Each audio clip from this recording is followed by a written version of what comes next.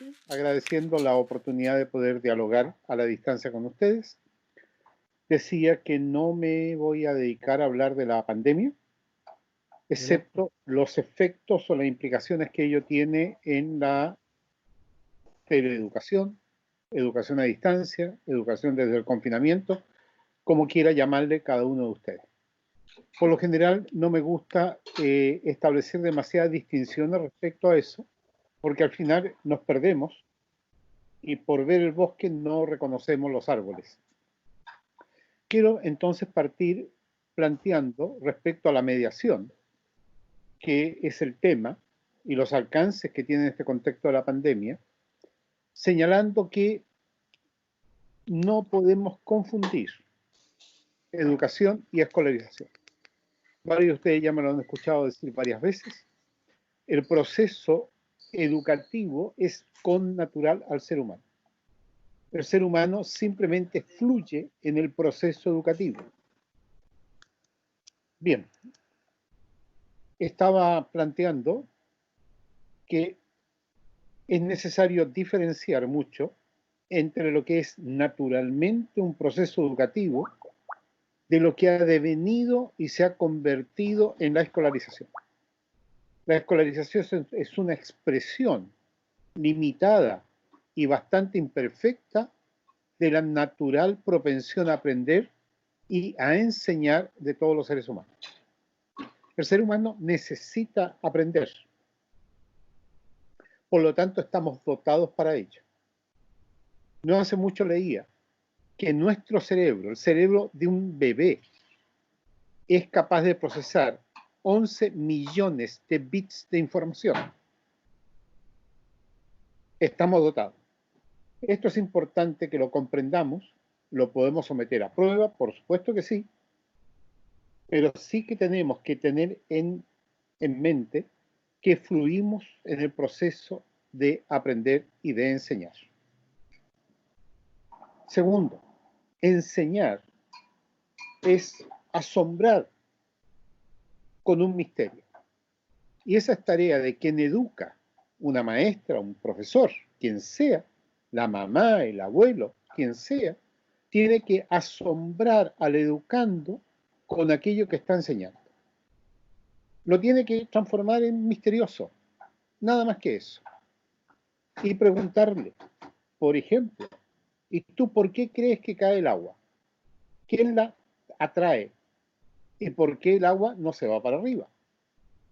Un tiempo después le dirá, pero el agua está hirviendo y ahora se va para arriba. ¿Qué es lo que pasó? De tal manera que esa provocación deja inquieto al educando y le va a ayudar posteriormente a intentar encontrar una respuesta. Entonces, educar, perdón, es enseñar asombrando con algo misterioso. ¿Y qué es aprender en este sentido? Es intentar revelar ese misterio. Tan sencillo como eso. Y en el proceso, sin ninguna duda, que van a haber confusiones, van a haber errores, van a haber distinto tipo de alteraciones, que en la escuela desafortunadamente se castigan, con lo cual terminamos castrando la curiosidad innata del ser humano y su enorme capacidad de establecer relaciones. Esto como punto de partida. ¿Qué hace el educador entonces? El educador provoca y el educando pues se mete en esa provocación. Para eso da lo mismo que estemos en un aula a que estemos conversando de esta manera. Sin ninguna duda que hay diferencias y diferencias radicales. Pero no olvidemos que por miles de años el ser humano conversó con el otro. Y eso no lo hemos hoy, perdido. ¿Qué pasó? Disculpe, decía que por miles de años los seres humanos conversamos con el otro. La imprenta se inventó hace muy poquito tiempo atrás. Por lo tanto, no teníamos acceso a información escrita. Hoy día hay una superabundancia de información escrita. Y eso puede llevar a que muchos educadores rellenen las páginas de sus estudiantes con archivos digitales. Y eso no es enseñar. Enseñar no es tapar al otro con información, es mostrarle muy poquito para dejar la curiosidad. ¿Y qué será esto? Eso es. El educador, él es un mediador. ¿Y qué significa que sea mediador? Significa que esta persona ayuda al educando a recibir, a procesar y a comunicar la información. Le ayuda a mirar. Los niños y las niñas están dotados para mirar, oír, etcétera, muy bien. Momentáneamente podemos dejar aparte, pero no olvidarnos de los que tienen alguna necesidad educativa especial. Porque ahora a mí lo que me interesa es el planteamiento general. El educador tiene que ayudar al educando a escuchar bien, a captar la sutileza de cuando yo percibo que una persona me está hablando con ironía y cuando percibo que esa persona me está hablando con amabilidad. ¿Cuál es la diferencia? O como una vez con Emilio Faibre, que está aquí, conversábamos con el director de la carrera de gastronomía de la EUCO. Y le planteábamos a él que perfectamente le puede preguntar a sus estudiantes cuando están cocinando un plato, que le dé 3 razones olfativas de por qué ese guiso está quedando bueno. 3 razones olfativas, de tal manera que obliga al estudiante a discriminar olfativamente. No basta que diga que esté bueno, sino que cómo huele lo bueno. Y ahí yo le planteo un desafío enormemente difícil. Y para eso no tengo que estar con el estudiante, les puede estar a miles de kilómetros de distancia. Porque yo le digo, mira, lo que estás cocinando en la casa, descríbemelo olfativamente. Le puede complejizar más tarde diciéndole, y ahora, dame 3 razones visuales de por qué el plato está quedando bueno. Y la chica tendrá que mirar el guiso, lo observa y tendrá que empezar a discriminar qué es lo que hace que a ella el guiso está quedando preparado. También puede buscar razones gustativas por las cuales el plato está bien preparado. Mediar es nada más que provocar al otro y ayudarle a recibir la información. Eso es lo que se llama la fase de entrada de la información, en que yo recibo. ¿Y cómo yo recibo? Porque tengo que percibir, porque tengo también que explorar sistemáticamente. Y para explorar sistemáticamente tengo que nombrar qué es lo que estoy viendo, para darme cuenta que la zanahoria va a tener un sabor distinto al de la cebolla. ¿Y cuál es cuál? ¿Cómo lo nombro? Por eso es que una de las fallas más radicales que tiene la escuela es que a los escolares no les regalamos los profesores vocabulario para nombrar la realidad. Y la realidad tiene miles de dimensiones. Baste que nosotros observemos el vocabulario especializado de cualquier profesión. No se puede ejercer una profesión sin el vocabulario especializado. Por lo tanto, hoy día los infectólogos no están hablando con vocabulario especializado y tienen que preguntar y tienen que explicárnoslo, porque si no, no entendemos. Lo necesito. No, pero es bueno que sí yo lo sepa. Entonces el mediador le ayuda al educando y le dice, mira, esto se llama ánfora. ¿Y por qué un ánfora es distinto de un vaso? Explícame tú, ¿por qué es distinto un ánfora de un vaso? Y el chico tendrá que referirse al material de que está hecho, a la forma que tiene, al sonido que yo puedo sacar. ¿Puede ser así? Claro. Asombrar es colaborar con el otro para que no se sienta apabullado o aplastado, sino para que el otro descubra la riqueza de la sutileza. Eso que está ahí que no lo había visto, pero que el que sabe, sí sabe. Entonces el chef de cocina simplemente entra a la cocina, huele y encuentra que todo está muy mal. Él descubre, él se da cuenta, pero comete un error esa persona si reprueba al estudiante y el estudiante no entiende sino solo que el plato no está bueno. Porque ahora tiene que saber por qué no le resultó, o por qué el tejido está feo, o lo que fuera la razón. Mediar también significa, cuando yo recibo una información, es ubicarme espacialmente, donde yo estoy parado. Y si me ubico espacialmente, me ubico también temporalmente. Entonces yo estoy haciendo distinciones siempre de que el aquí y el ahora, el ayer y allá. Pero ¿dónde el allá? Entonces yo le ayudo a mi educando a observar el espacio, para que él sepa algo tan sencillo, si se está acercando a la meta o todavía no se acerca a la meta. Como quien mira una dirección de una casa para saber si va caminando en la dirección correcta o en la dirección incorrecta. Así de sencillo.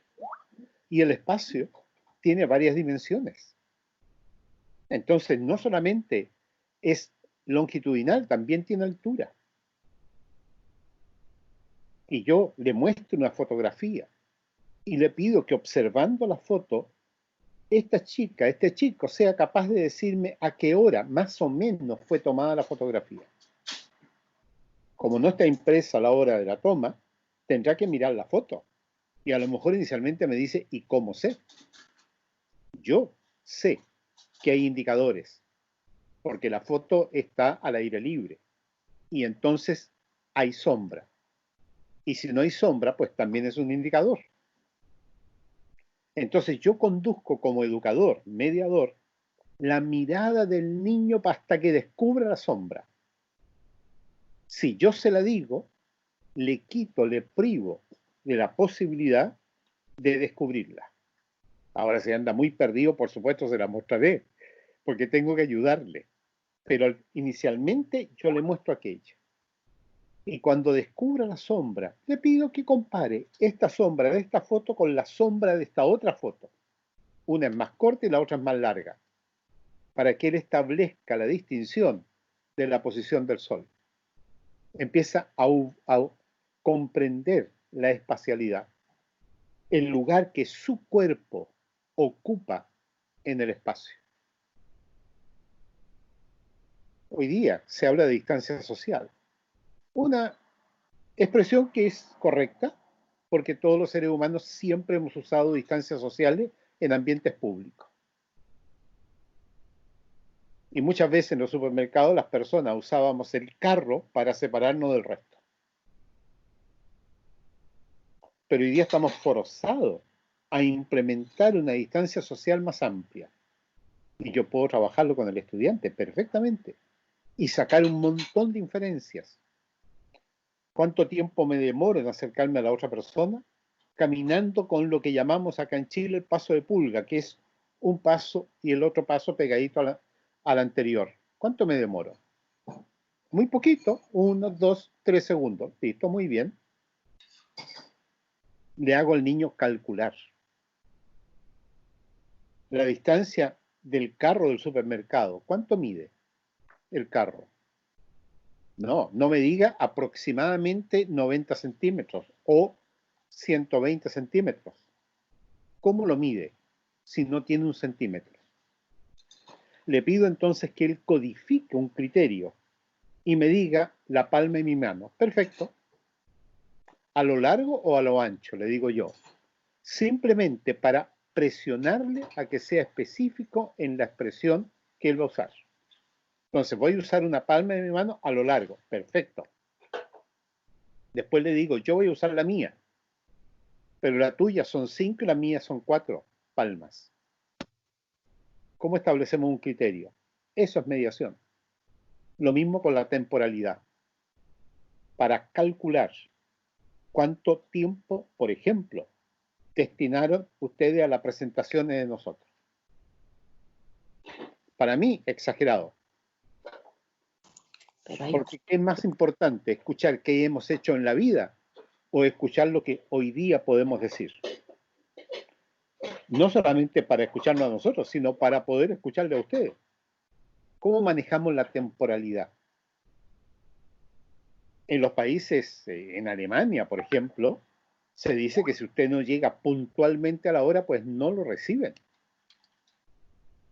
Los latinos tenemos una laxitud del tiempo que tiene aspectos muy valiosos y otros que son negativos. También yo le pido a mi alumno que ya no mire el objeto y que ahora me lo describa. Le digo, descríbeme lo que viste. Ah, sí, habían árboles. ¿Cuáles? Ah, es que no sé. Trata de describirme cómo es el árbol. ¿Con un ramaje muy ancho o un ramaje muy cercano al tronco? ¿De qué color era el tronco? Habían aves. Sí, las escuché cantar. ¿Y cómo era el canto? Yo le pido que traiga a su memoria, en este momento a su presente, lo que escuchó, lo que palpó, lo que olió. En fin, los ejemplos ustedes los van cambiando, pero lo importante es que yo provoco en el otro la necesidad de que conserve la imagen del objeto lo más clara posible. ¿En dónde? En su mente, porque va a relacionar. Entonces más tarde él me puede decir, es que me encontré con unos pinos allí en el camino.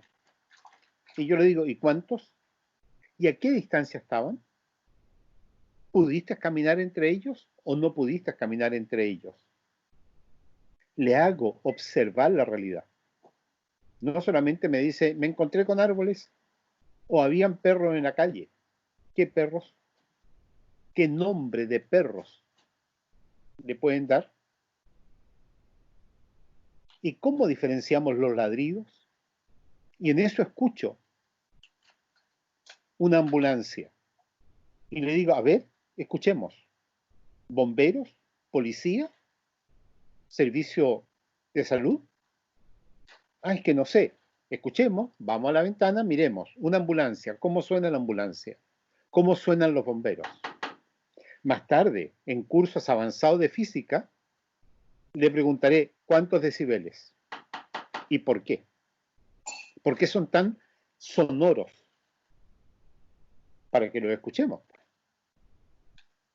Hasta los que andan con audífonos. Entonces voy de lo más simple a lo más complejo, problematizando, pero siempre ayudándole. Nunca, o tal vez, casi nunca, y mostrándole que no ha comprendido. Es tarea del educador cautivar la atención del alumno. También el alumno tiene responsabilidad, pero no hablemos de la responsabilidad de ellos, sino la de nosotros. Después yo le digo, ¿cómo organiza la información? Dime, por favor, ¿qué es lo que está en el comedor de tu casa? No vayas a mirar. Dime lo que hay. ¿En qué posición están? O descríbeme el living o el dormitorio tuyo. Recréalo, mentalmente recréalo. Y ahora organiza la información. ¿Qué es lo menos importante y qué es lo más importante? Si yo te dijera de todo lo que está en la mesa en el comedor, quédate con lo que es indispensable para que tú comas. El chico o la chica va a tener que usar ejemplos y decirme, bueno, necesito algo donde poner la comida. Ya, muy bien. Entonces la lámpara la sacamos, no sirve. Y le permito a él que él invente una jerarquización. Y después la discutimos, las conversamos. Y establecemos las prioridades. Hoy día en Chile, con la pandemia, nos hemos dado cuenta que la gente con dinero hace lo que quiere. Pandemia, no se puede salir de Santiago. Pues hubo ricos que salieron en avión y en helicóptero. Y después dijeron, bueno, es que pensamos que de esta manera no entendieron lo que era estar confinado por la pandemia. Claro que lo entendieron. Pero ¿cómo organizan la información? Vean ustedes que aquí están los valores, ¿eh? En todo lo que hemos estado planteando. Y por último, en esta entrada de la información, yo le pregunto amorosamente, ¿estás seguro que tienes todos los datos que precisas para trabajar? Si tú vas a hacer un guiso, el que sea, ¿tienes todos los ingredientes? No vaya a ser cosa que cuando estés preparando el guiso, te des cuenta que no lo puedes hacer porque no tienes papas. Precisión y exactitud en lo que precisa. El nivel de complejidad que yo le voy a exigir va a depender de la edad, de su maduración, de su acervo cultural. Otra fase es la fase que se le llama de elaboración, en la cual la persona empieza a transformar los datos en información. Todos los ejemplos que yo di anteriormente ya estaban mezclando las tres fases de entrada, de elaboración y de salida de información. Pero ahora voy a ir mencionando algunas características, ¿no? Cuando yo estoy trabajando los datos que el alumno recabó, que yo estoy entregándole en mi clase, en mi sesión, y para la cual preparé a lo mejor un PowerPoint, o a lo mejor estoy usando algún trozo de película, o a lo mejor le estoy mostrando un par de imágenes o sonidos, yo lo que quiero es que el niño, o el doctor, el candidato a doctor, sea capaz de percibir y definir el problema. Todos los que hacemos investigación sabemos que la parte más difícil de una investigación es definir el problema. Entonces, yo le puedo decir, bueno, ¿por qué la pandemia es un problema?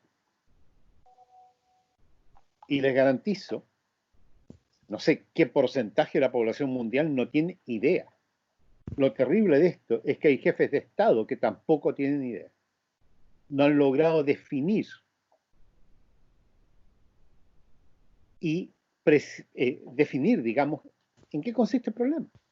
¿Cuál es el problema del coronavirus?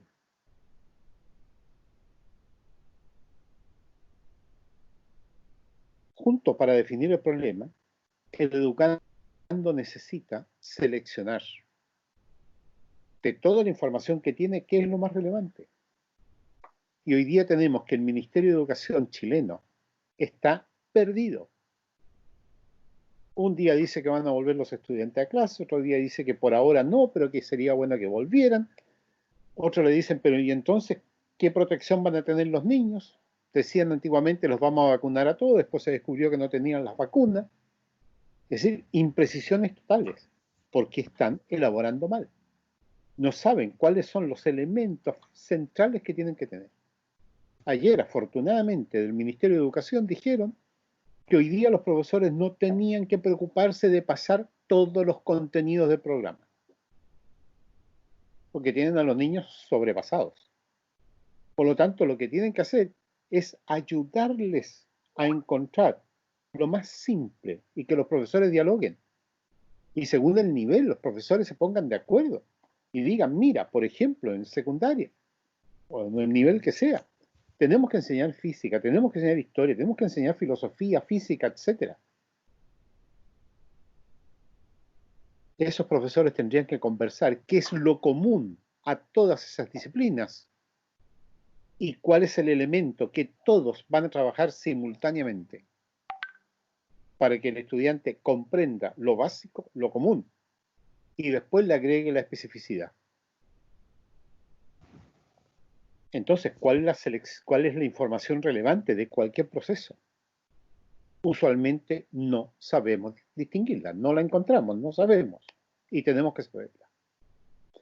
Yo tengo que tener en mí una interiorización con una representación mental de ese fenómeno, porque yo lo tengo en mi cabeza, ya no necesito estarlo trabajando. pueden preguntarle ustedes a quien quieran, excepto que no sea médico infectólogo, qué pasa cuando el virus ingresa en mí y por qué me enferma. Es tan invisible a la vista nuestra que lo podemos respirar y no nos percatamos. Puede entrar por nuestros ojos y no nos percatamos. ¿Y por qué nos hace daño? No lo sabemos. ¿Qué más tenemos que tener? Flexibilidad para no creer que lo que yo pienso es necesariamente la verdad.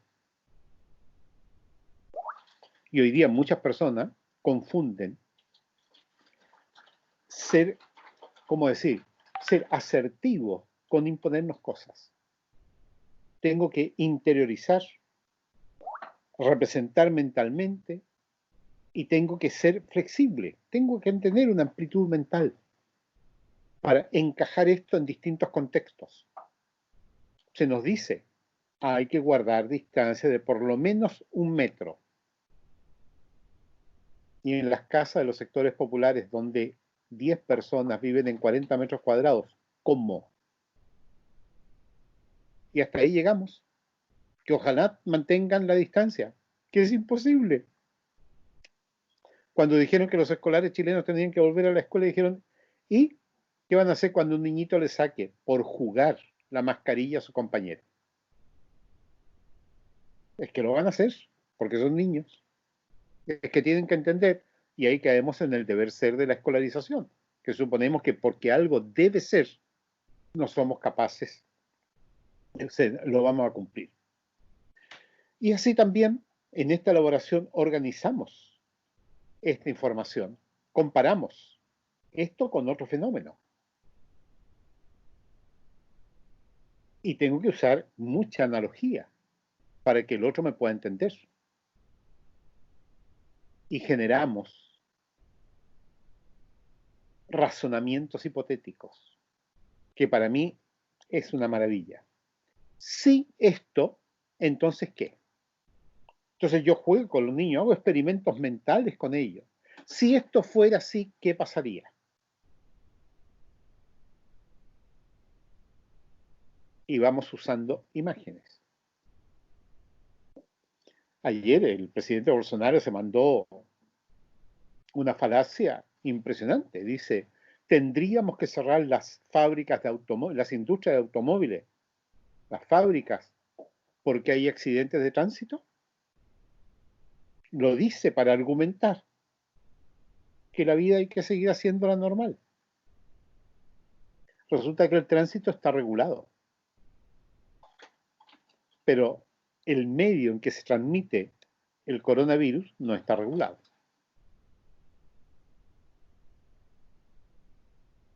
También tengo que ayudar para que mi alumno procese bien la información, que maneje evidencia lógica, que me dé argumentos lo más sustentado posible. Y por lo general el argumento más sustentado es el argumento científico, producto del positivismo. Tengo que presionar al alumno a que me lo dé. Es que mi abuelita dice, muy bien, que lo diga la abuelita, pero que me diga por qué se enfermaron tantos miembros de su familia. Yo tengo que ser muy cuidadoso para no provocar en el alumno una vergüenza social. Y finalmente le ayudo a mi estudiante en esta elaboración a que clasifique la información y que la clasifique con su taxonomía. ¿Por qué tengo al niño que imponerle la taxonomía científica cuando la está estudiando? ¿Qué es lo que me importa a mí? Que aprenda a organizar.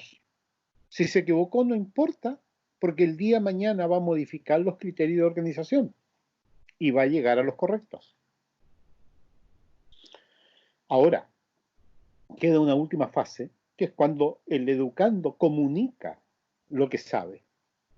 Cuando yo le digo, a ver, Jacinto, dime, cuéntame, le tengo que ayudar a que sea capaz de organizar de manera muy explícita su mensaje. Que descubra qué va primero, qué va segundo, qué va tercero.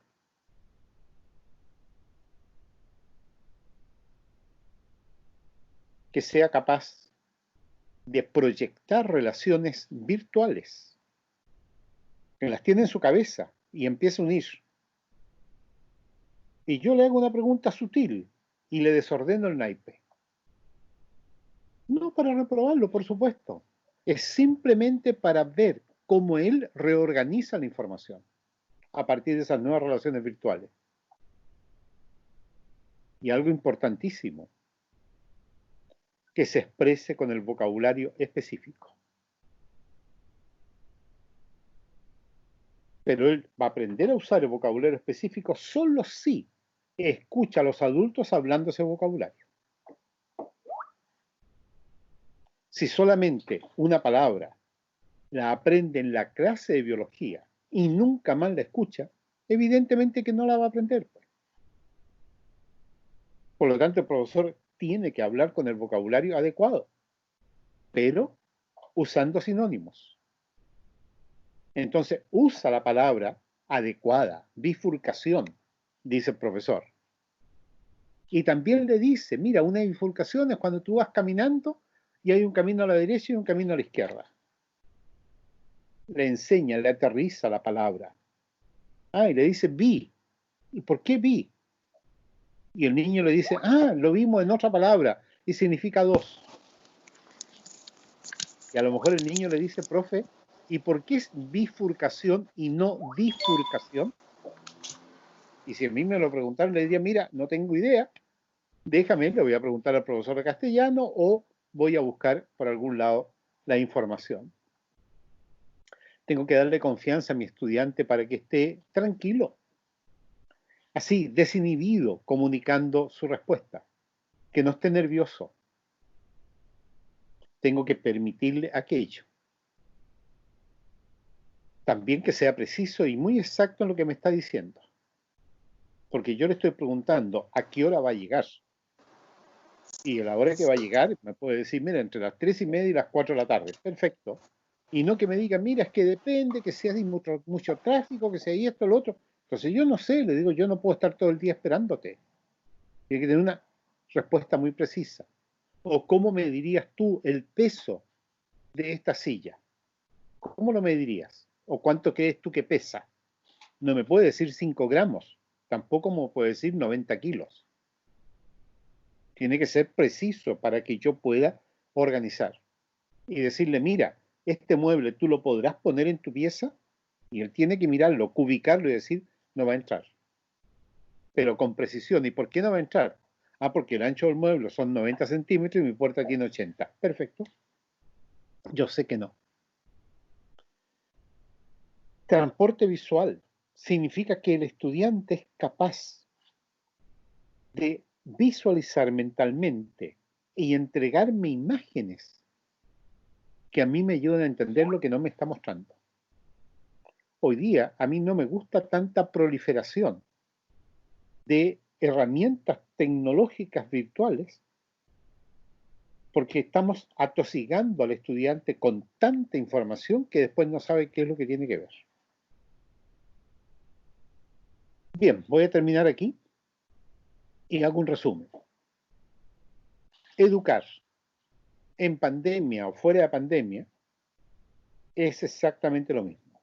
Es asombrar con lo que yo he convertido en misterioso e invitar a mis educandos a que sean personas que develen aquello. Por ejemplo, ¿por qué me está escuchando el chico en la clase física? ¿Cómo llega mi sonido a sus oídos? ¿Cómo llega? Y ahora, ¿cómo ustedes me están escuchando? Es el mismo principio, pero hecho de manera distinta. Para ayudarlo, yo me tengo que ocupar en saber entregarle datos que él va a transformar en información y me la va a organizar de alguna manera. Eso sería, colegas. Muchas gracias. Buenos días, tengan todos y todas. Bueno, ya que estamos hablando, ¿me escuchan bien? Sí. Sí. Bueno, Totalmente. ya que estamos... Perfecto, gracias. Ya que estamos hablando de esta coyuntura en la cual el COVID-19 nos ha puesto a todos y a todas, yo creo que una de las primeras cosas fue que nos enviaron repentinamente a la casa a repetir lo que hacemos en la presencialidad, en la virtualidad, a muchas personas sin más, ¿verdad? Sin haber siquiera, haberse alguna vez preparado para trabajar en los entornos virtuales que tienen algunas, aunque tienen diferencias, el tema es que terminamos haciendo las cosas exactamente igual. Como dice un amigo mío, digitalizamos el fracaso del sistema escolarizado justamente en los medios virtuales. Hacemos exactamente lo mismo, pero para mí uno digamos, de los problemas es que ante esa vorágine de recursos que hay, también no muchas veces no se sabe por dónde empezar, por decirlo así. Yo creo en la mediación pedagógica y la mediación pedagógica, lo más importante es el interlocutor.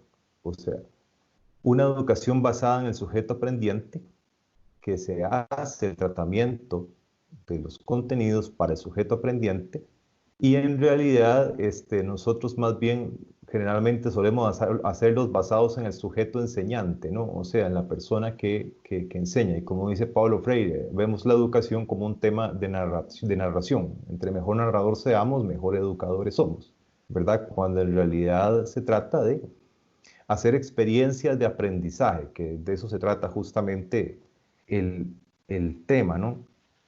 Básicamente, yo por eso siempre, y vi que Fabio lo incorporó por ahí, siempre que hablo de mediación pedagógica, escribo en un pizarrón la palabra impartir y le quito el in y le pongo compartir. A veces nos olvidamos que estamos compartiendo información porque la persona que está promoviendo el aprendizaje, o sea, el mediador o la mediadora que es la promoción del aprendizaje, en realidad también es un aprendiente más del sistema.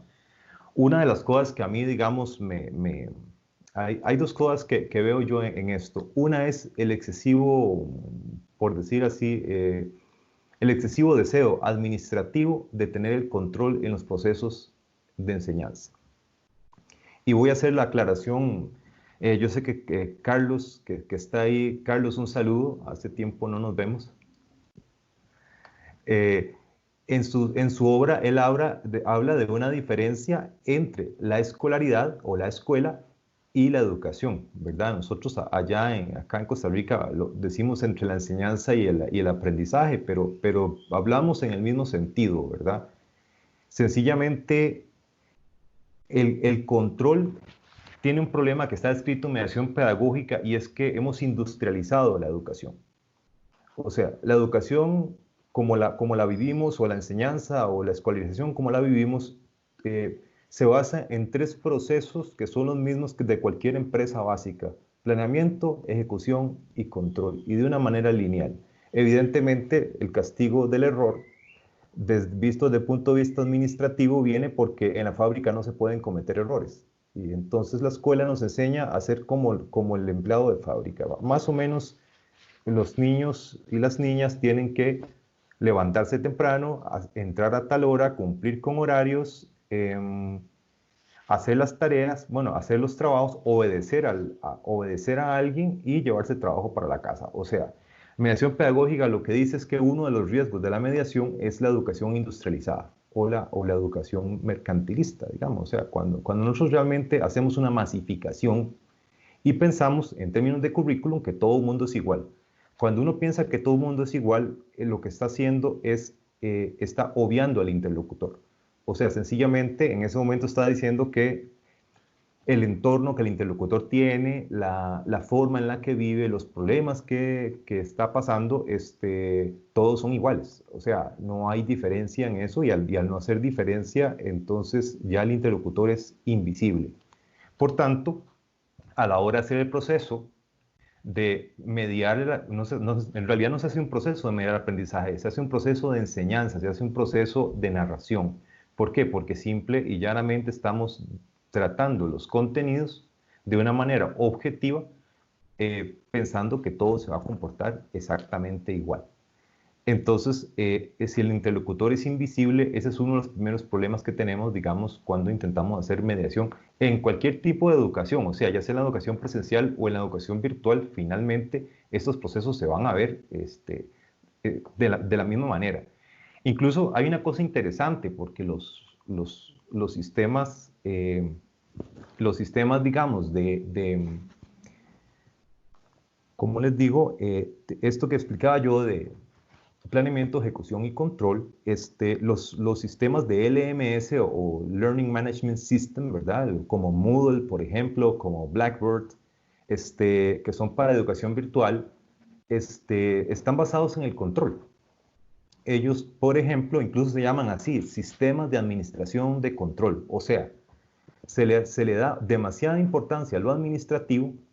Entonces, si ustedes ven, el Moodle va haciendo una bitácora mientras ustedes van trabajando, los sistemas educativos a los cuales ustedes están inscritos, la universidad, el colegio, la escuela, están pidiéndole constantemente bitácoras, constantemente evidencias, y entonces a veces maestros y maestras se ven superados y superadas por este problema, y entonces terminamos con llenar o atosigar a los sujetos aprendientes de cantidades tremendas de información, cantidades tremendas de contenidos, y en la hora de producir esos contenidos no estamos pensando en el sujeto aprendiente, no estamos pensando cómo es digamos, en el interlocutor, ¿verdad? Porque la pregunta es, yo he pensado si el interlocutor va a tener todo el tiempo para hacer tantas tareas.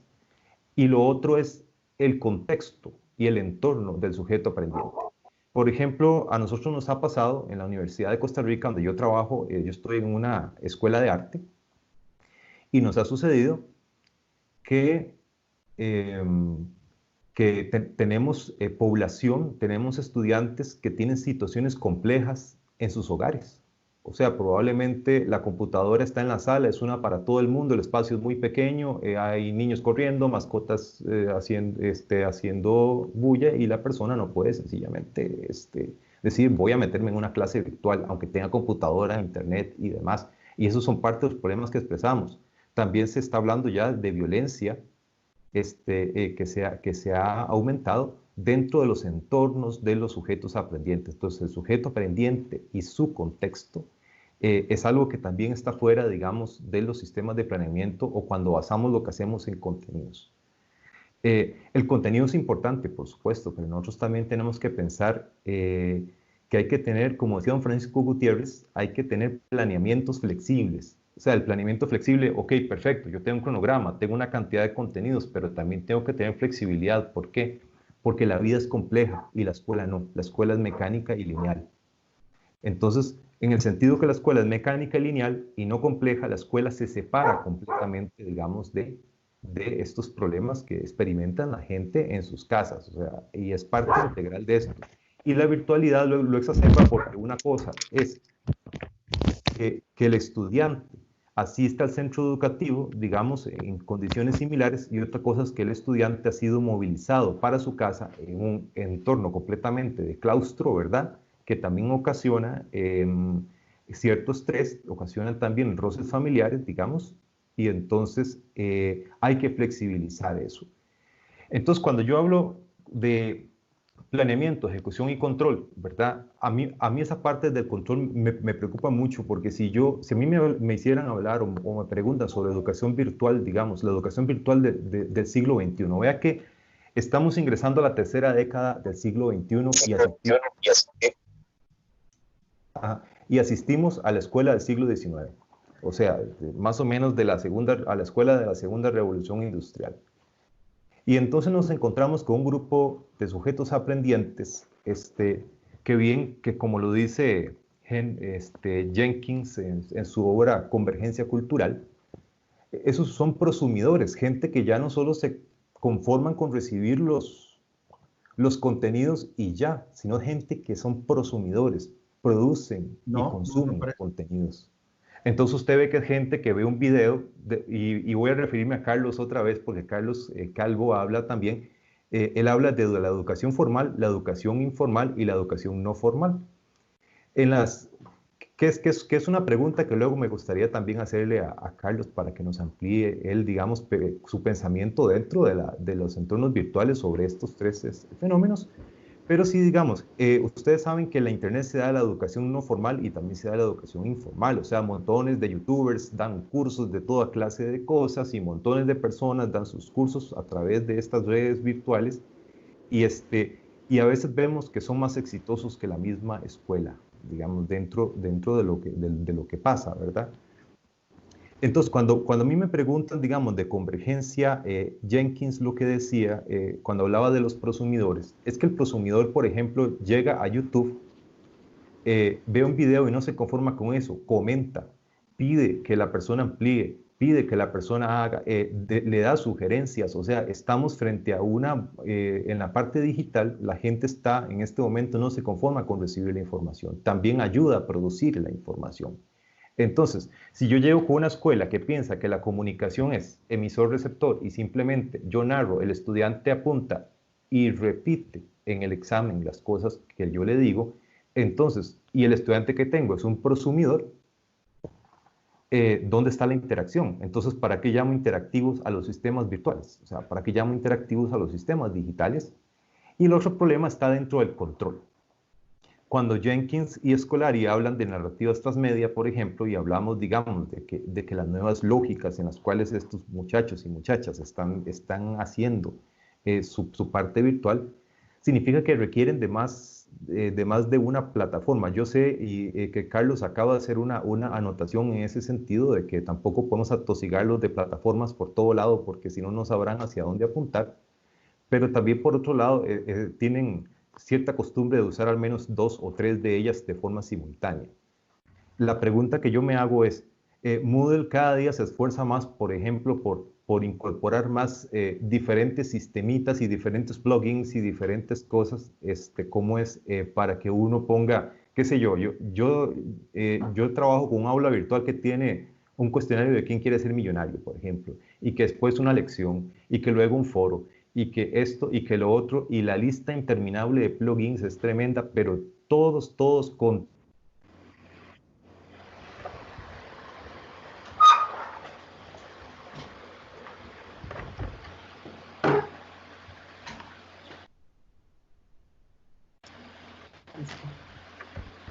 estresado en el control que está generando, demasiado estresado en la bitácora, y probablemente, o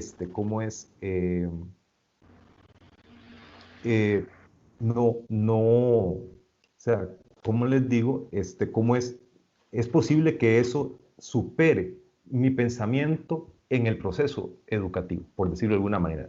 Para mí lo primero es la promoción del aprendizaje, es mediar para el aprendizaje, y la mediación pedagógica tiene 3 tratamientos.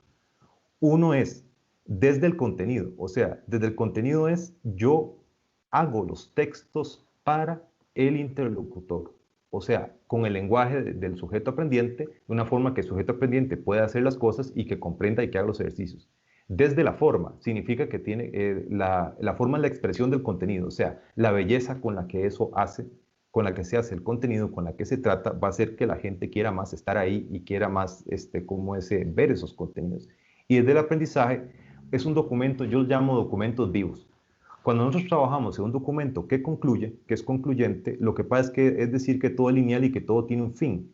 Y en realidad los documentos, las investigaciones, la vida continúan. Eso sería caer en un determinismo tremendo. Yo diría más bien documentos vivos, documentos que más bien ellos hagan preguntas o inciten a continuar adelante, ya sea nosotros u otras personas con el tema, digamos, que se está investigando. Entonces, hacemos documentos muertos, no hacemos documentos vivos. Siempre tratamos de hacer un objetivo para demostrar que se puede cumplir y que además puede concluir, que es otra, digamos, de los problemas que expresamos. Por ahí, entonces, digamos, el problema que yo le veo más que todo en este momento a la virtualización en caso del COVID es que los errores que cometemos en el aula los llevamos a la virtualidad. Dos, generalmente no nos hemos preparado para virtualizar, que es otro, digamos, de los problemas también. Y tenemos contextos nuevos, contextos emergentes, contextos de claustro en los hogares de los muchachos y las muchachas. Y eso trae ciertas condiciones de estrés, de roces familiares, digamos, que no están metidos en los programas. Evidentemente no están metidos en los programas, porque los programas siempre van a considerar que las condiciones son habituales. Incluso yo, por ejemplo, que estoy en una escuela de arte, un problema ha sido salir a la calle y comprar materiales. Por ejemplo, por la forma de restricción que hay en Costa Rica, hay tiendas de materiales de arte que estuvieron cerradas por un montón de tiempo, por ejemplo. Entonces, incluso hay ciertas lecciones que hasta para conseguir los insumos, para dar las lecciones, las clases, ni siquiera están disponibles, ¿verdad? Entonces, no es que yo esté diciendo que las cosas como están sean del todo mal. El tema para mí es a qué le prestamos atención. Yo uso generalmente una pregunta básica para casi todo. ¿Dónde está tu corazón? O sea, yo siempre la pregunta que me hago es ¿dónde está mi corazón? Que es justamente a qué le estoy prestando atención, dónde estoy haciendo lo que estoy haciendo, ¿verdad? Y eso es interesante porque si para mí lo más importante es entregar cuentas, entonces los estudiantes y el acto educativo, ¿dónde lo estoy dejando? Pero si yo más bien me preocupo por que el acto educativo sea maravilloso, voy a tener un proceso fluido, un proceso que está trabajando y la gente que siente el amor, sobre todo. La educación para mí es un tema también de relaciones. O sea, cómo me relaciono con los sujetos y las aprendientes. Entonces también es una cosa, digamos, de relaciones. Entonces, si el acto educativo se convierte en experiencias de aprendizaje que promueven en el educando autónomamente, o sea, el acto de querer aprender, o sea, promueven el acto de aprender en el sujeto aprendiente, entonces yo creo que todo va a fluir y las horas se van a dar, los tiempos van a pasar y al final la bitácora va a salir bien. O sea, el tema es dónde está tu corazón, es una pregunta que uno tiene que hacerse tremendamente. Y a mí que me ha pedido Fabio que hable de sujeto interlocutor, el sujeto ciberinterlocutor, el tema que tenemos una generación que está usando, o sea, yo digo, no usan las redes sociales, las habitan, eso es una cosa interesante, las habitan, ya justamente en ellas están, ya hay gente que hace compras por Facebook, lee las noticias, inclusive en el rango de prioridades, las redes sociales, cualquier community manager o publicista de redes sociales sabe que las redes sociales están en este momento más efectiva que la radio y que el periódico y que se da al mismo nivel que la televisión. Entonces, ¿qué pasa? Están viviendo en vidas sociales, en redes sociales, son personas que no basta con ir al cine a ver la película de Pokémon, los están cazando con un celular en los parques, se compran una camiseta, se leen un libro, ven un video del muñequito no sé, en YouTube y además lo comentan. O sea, son gente que está acostumbrada a producir. A producir. Entonces, si yo salgo hacia un sujeto ciberinterlocutor, que es un prosumidor que está acostumbrado ya no solo a recibir información, sino a producir, o sea, donde su paradigma de comunicación no es emisor-receptor, su paradigma de comunicación es los dos dialogamos, ambas partes conversamos y ambas partes producimos. Entonces el acto educativo se vuelve en una cosa autoorganizada donde emerge nuevos conocimientos colectivos, o sea, la construcción colectiva de conocimiento es tremendamente importante, ¿verdad?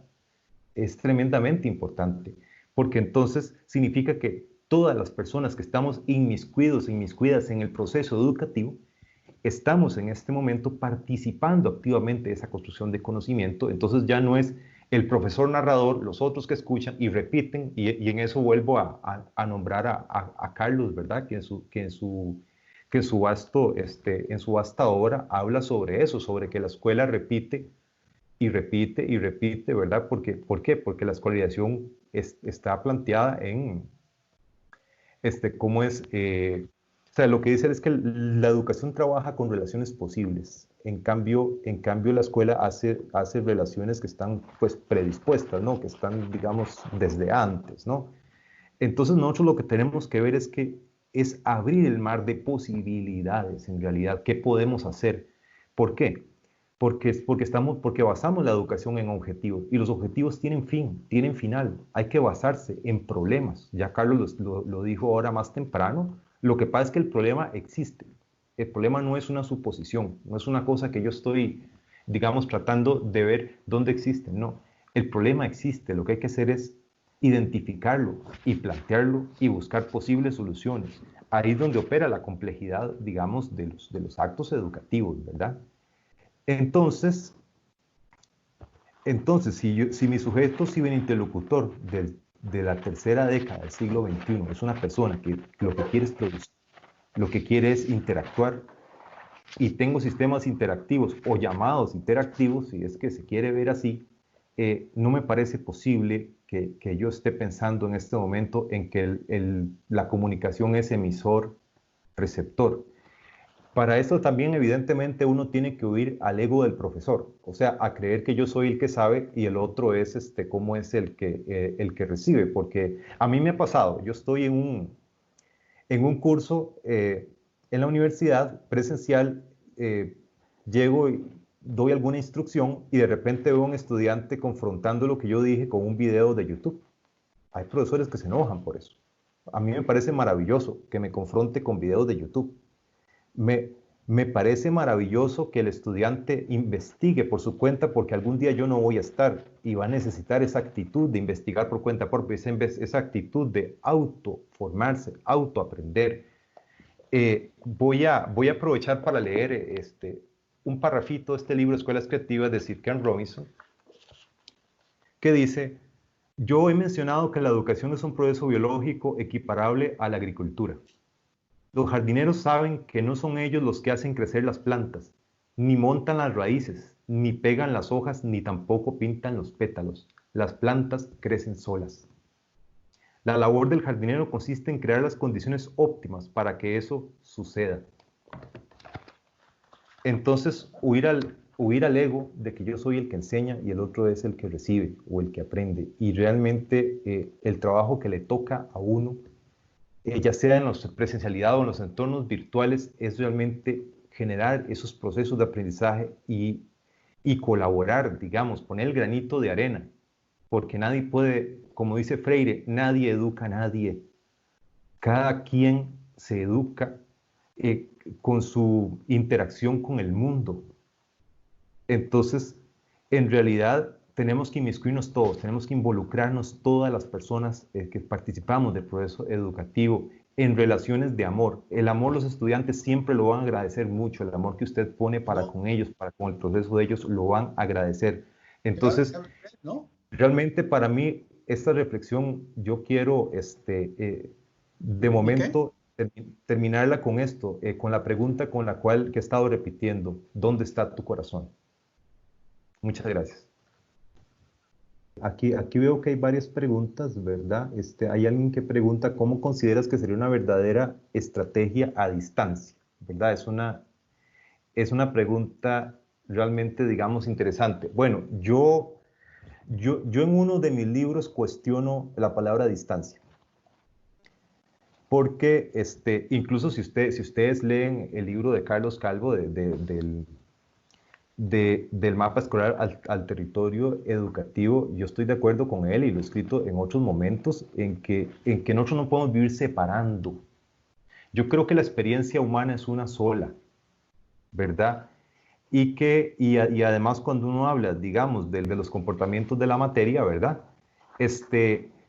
Resulta que la materia no es como la pensamos. En realidad hay montones son vibraciones las que hacen que las partículas se mantengan unidas y formen la materia. Entonces no es que hay una realidad así tan... O sea, yo cuestionaría incluso qué es realidad, incluso qué es realidad virtual o qué es realidad real o realidad corporal. Yo hablo de corporalidad por esa razón, ¿verdad?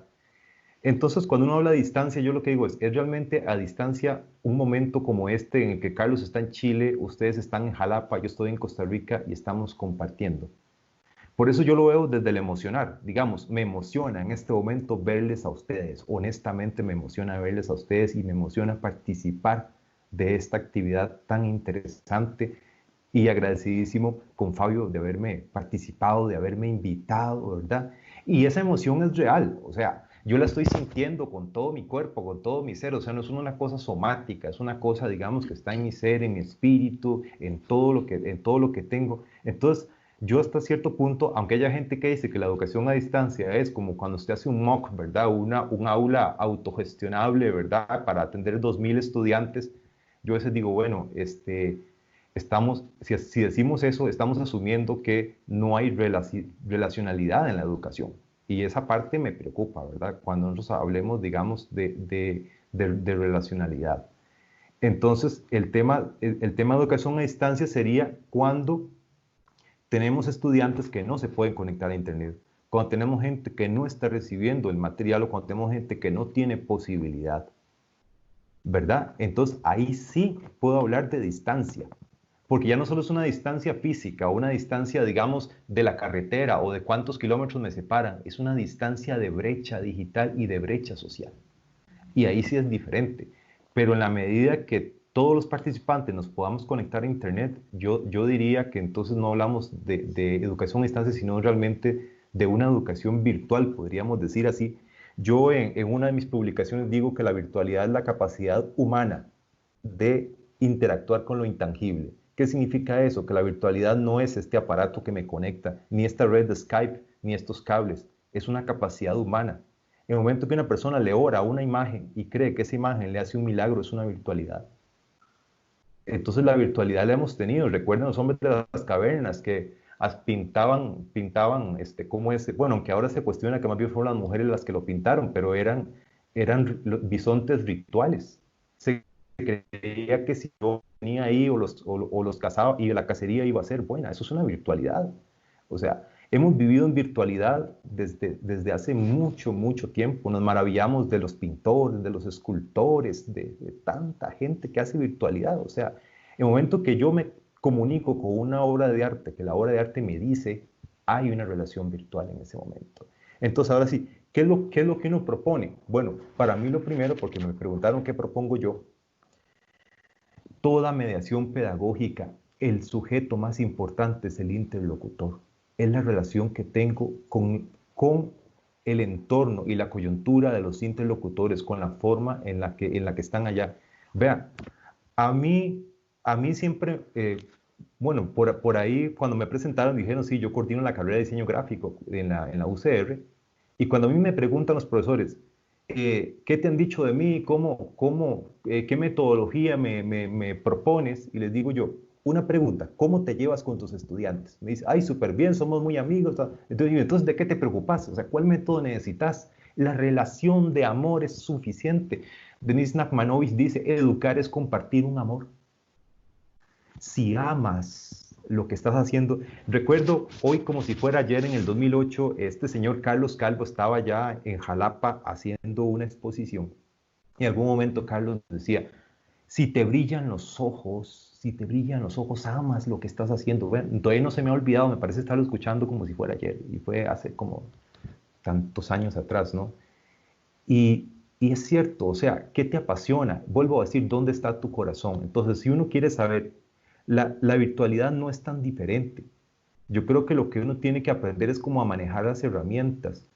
Y si usted las puede manejar magistralmente, que si usted va a hacer escolarización, lo va a hacer igual que lo hace en la presencialidad. O sea, si usted piensa que la cosa es emisor-receptor, eso es lo que va a hacer en la virtualidad.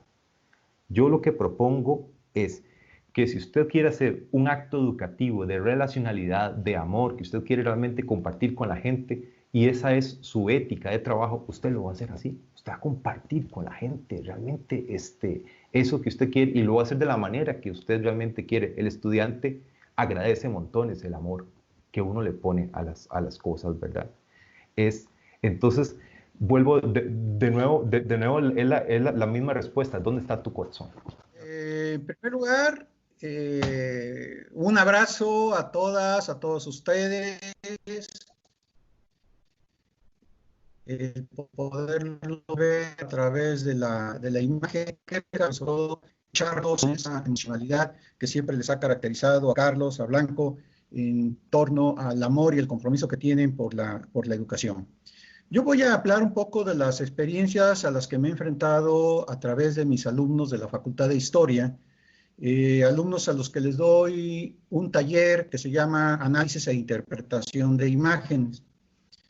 Normalmente este taller lo he llevado a cabo a partir del análisis de la imagen cinematográfica y desde luego viendo todos los elementos de comunicabilidad que hay detrás de una imagen cinematográfica, los aspectos técnicos en los que no voy a entrar en detalles en este momento.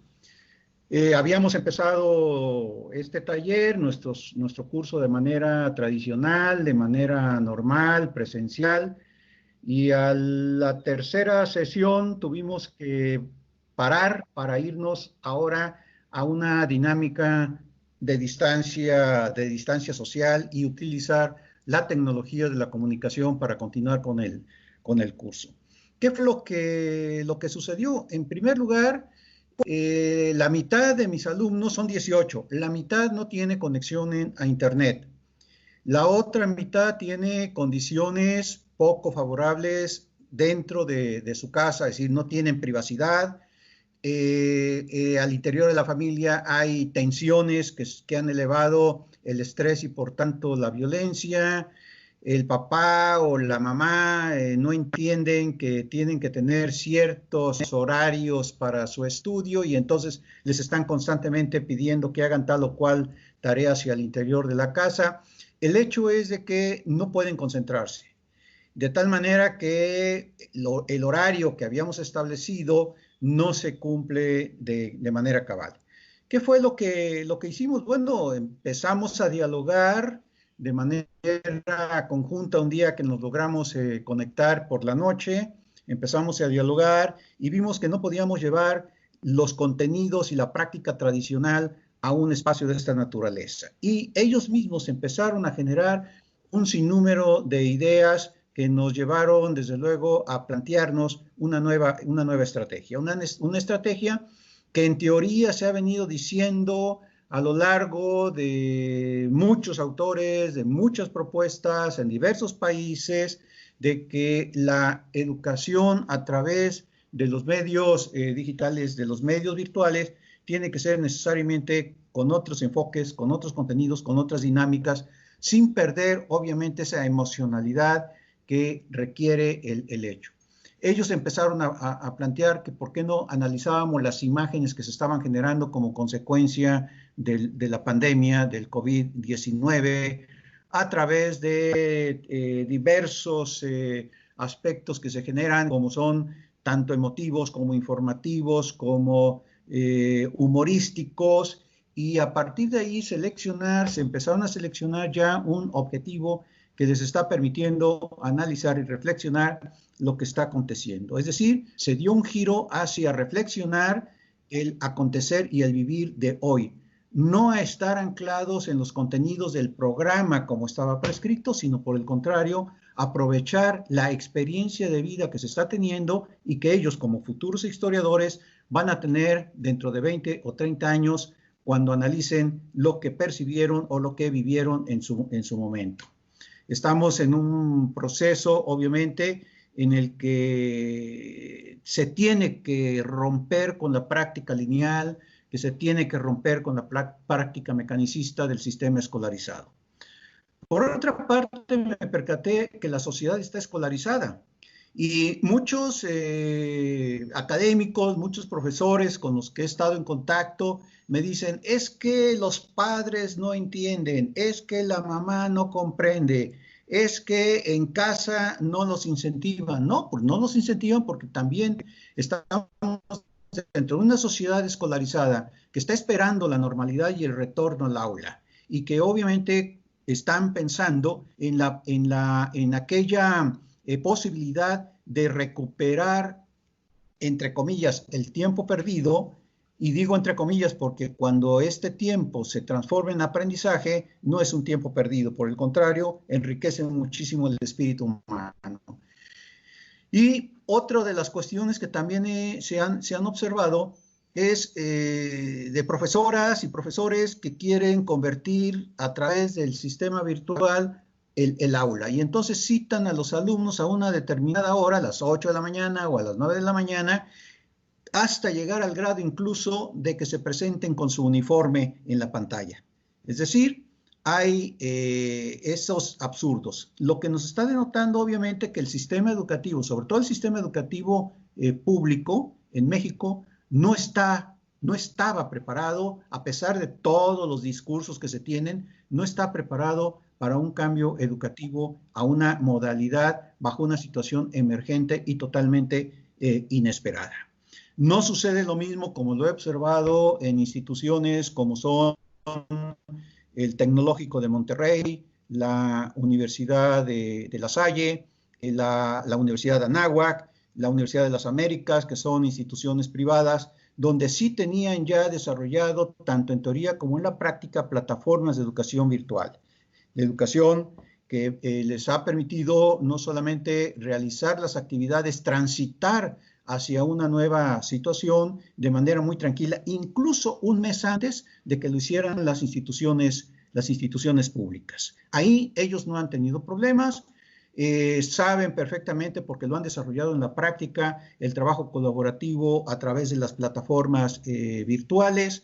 En cambio, en el sector educativo público, toda esta práctica es inexistente. Por otra parte, en México no hay que olvidar que tenemos 40 millones de personas en la pobreza, 40 millones de personas que no solamente no tienen acceso a un equipo de cómputo o a un equipo móvil, un celular actualizado, que no tienen acceso a Internet, sino que también tienen un problema grave derivado de esa pobreza multidimensional, perfiles y una gran precariedad intelectual, una gran precariedad en ese ámbito de los procesos para poder realizar y desarrollar aprendizaje. Yo vivo en un fraccionamiento de interés social y lo poco que he percibido en mi entorno es que simple y sencillamente no hay esa habilidad tecnológica para poder conectarnos. Incluso yo ahorita con el Skype, que no lo había usado, he estado usando otras herramientas que tiene la Universidad Veracruzana y que tiene y Zoom.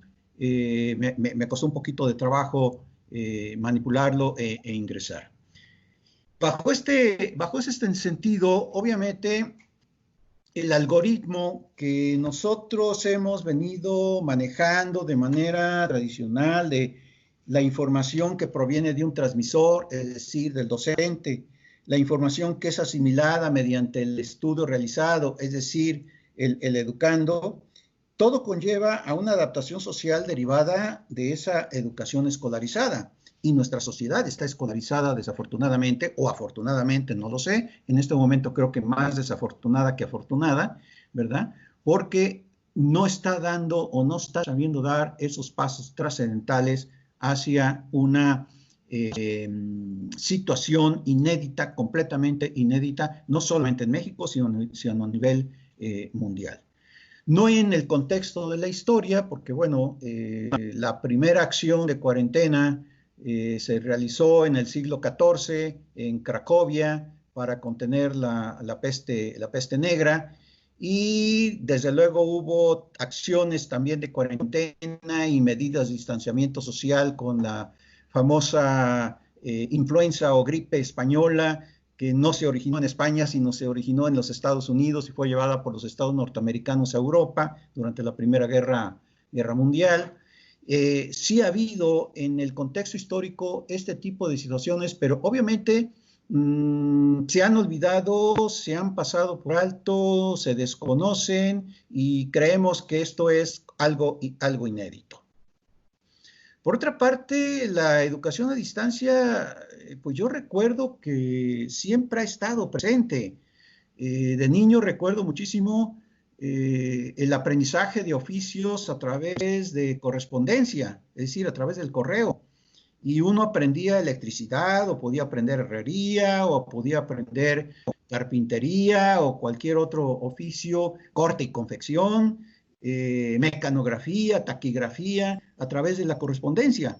Y eso, bueno, se perdió en un momento dado, pero hoy vuelve a surgir como si fuese algo nuevo, cuando en realidad ya es algo que en el contexto de la historia está presente.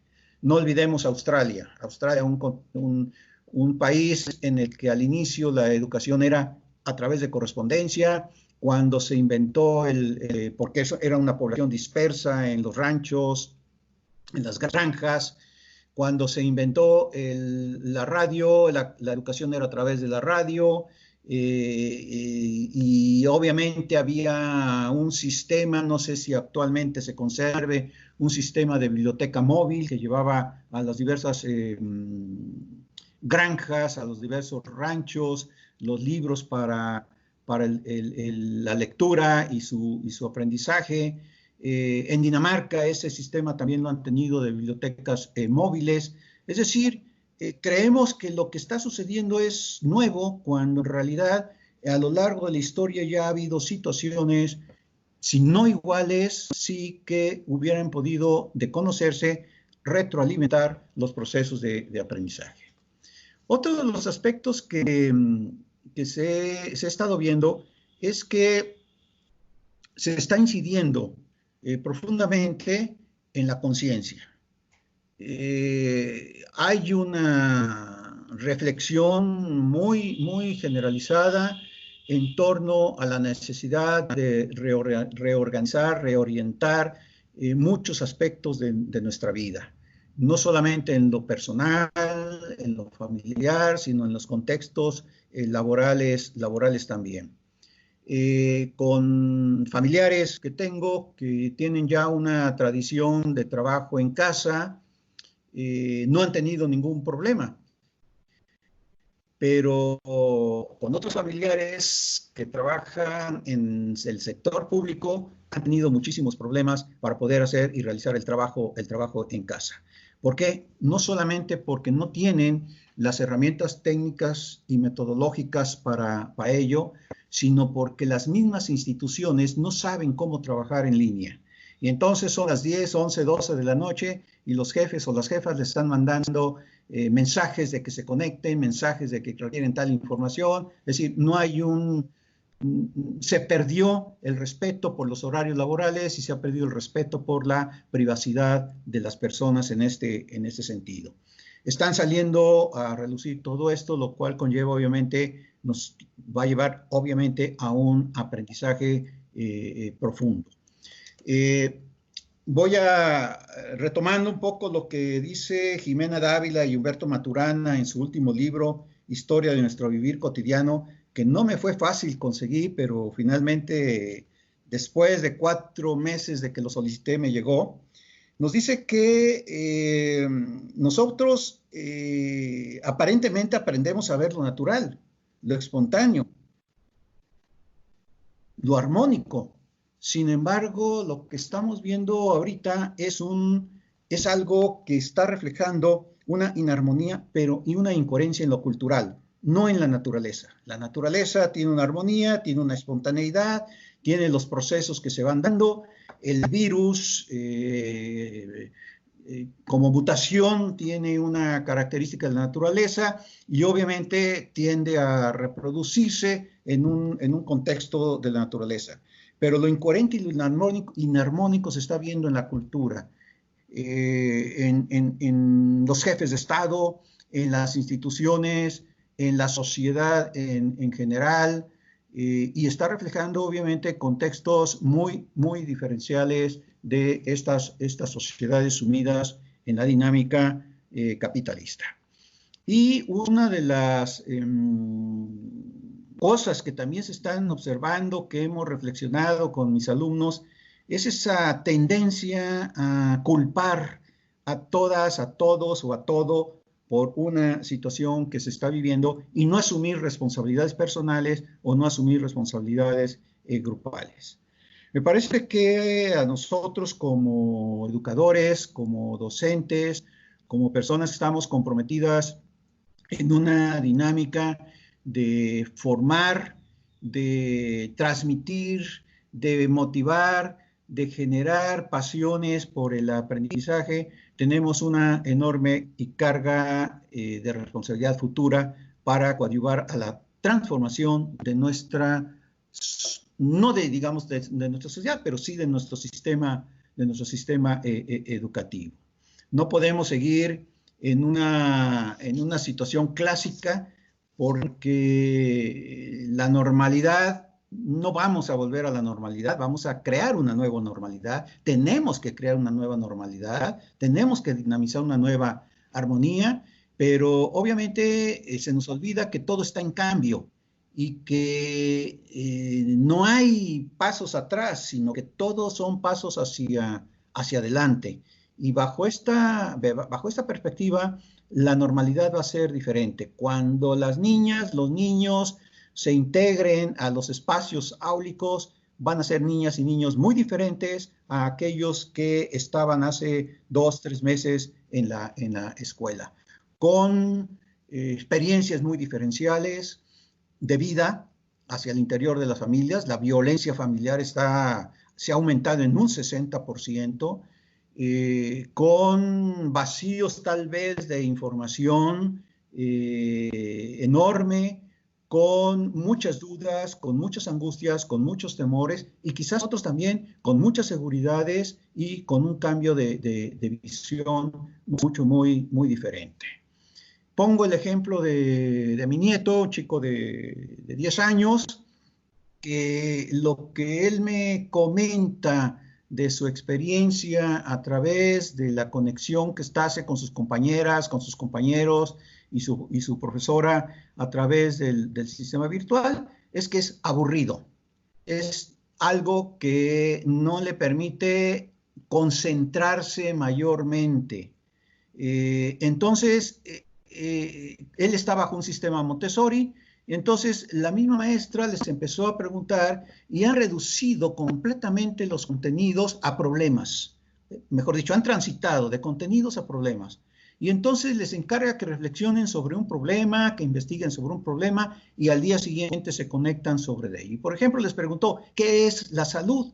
Y en torno a eso se generó una reflexión muy interesante sobre eso, porque incluso me comenta mi nieto que se puso a investigar por qué era la enfermedad, por qué surgía la enfermedad, por qué las personas perdían la salud, por qué unas eran más saludables que otras saludables. Y entonces se generó entre ellos una dinámica muy interesante de interlocución, pero han reducido también los tiempos de comunicación virtual. Otra de las cosas que he observado en esto es que se pierde mucho la atención a través de esto. Siempre hay un distractor en nuestro entorno, ¿verdad? Como estoy observando ahorita, la tendencia al comentario a través del chat, que lo único que está indicando es una pérdida de concentración de lo que se está comunicando o de lo que se está dialogando, más que otra cosa. O un afán de decir, aquí estoy, véanme, ¿verdad? Que es muy común en el ser humano. Estamos pues en una situación, yo considero, de transición, o como viendo reflexiona Laszlo en su libro de bifurcación fuerte, profunda, que va a ahondar diferencias sociales, diferencias económicas, diferencias culturales, que ya están ahí presentes, pero que se van a ver ahondadas y matizadas. Pero sobre todo que en países como en México van a incrementar considerablemente la violencia, ya la incrementaron la violencia familiar y también la violencia de orden social. Se han roto cadenas productivas que obviamente están afectando profundamente a miles de millones de personas que viven del día al día con un salario mínimo. Nosotros estamos bajo una situación privilegiada hasta ahora. Las instituciones educativas nos mantienen nuestros ingresos, podemos estar en casa, pero una gran cantidad de personas no pueden hacer eso. Y obviamente las diferencias se van a ver más profundizadas. Me parece ser que es un momento de reflexión para nosotros los educadores y de que tenemos que cambiar nuestros esquemas de linealidad y obviamente transitar hacia una educación en la que podamos desde una u otra dinámica impulsar la relacionalidad de la misma. Son momentos para impulsar creatividad, son momentos para motivar a esa relación de la emoción, son momentos para promover un autoaprendizaje, son momentos para que los aprendientes adquieran y sepan ser autónomos en la búsqueda de su saber, son momentos para establecer a través de problemas, de nodos o núcleos, como lo queramos llamar, la transversalidad de los conocimientos y desde luego establecer ambientes de aprendizaje múltiples en donde la curiosidad sea uno de los factores esenciales para su desarrollo. Y desde luego en libertad y desde luego bajo responsabilidad. Creo que con esto estoy dando una serie de elementos que pueden servirnos para ya abrir un diálogo entre todos los participantes.